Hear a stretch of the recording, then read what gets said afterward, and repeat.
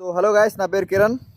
So చాలామంది students నా videos comments పెడతా ఉన్నారు. అదేంటంటే మేము కామర్స్ స్ట్రీమ్ నుంచి మా యొక్క ఇంటర్మీడియట్ అయిపోయింది, మేము నెక్స్ట్ ఏ డిగ్రీ చదివితే మంచిగా ఉంటుంది అని అడుగుతూ ఉన్నారు. సో వాళ్ళందరికీ ఈ వీడియో.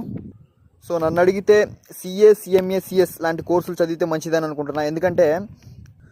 ఎందుకంటే మిగతా కోర్సులు చదివిన వాళ్ళు ఎవరైనా సరే మాది పలానా డిగ్రీ అయిపోయింది, డిగ్రీ ఉంది కానీ డిగ్రీ అయిపోయింది కానీ మాకు ఉద్యోగం రావట్లేదని కంప్లైంట్ చేస్తూ ఉన్నారు. కానీ సిఏ, సిఎంఏ, సిఎస్ కోర్సులు చదివాము, మా దగ్గర సిఏ కోర్సు కంప్లీట్ అయినట్టు డిగ్రీ ఉంది కానీ మాకు ఉద్యోగం రావట్లేదని ఎక్కడ కూడా ఎవరు కంప్లైంట్ చేయలేదు, చెయ్యరు కూడా.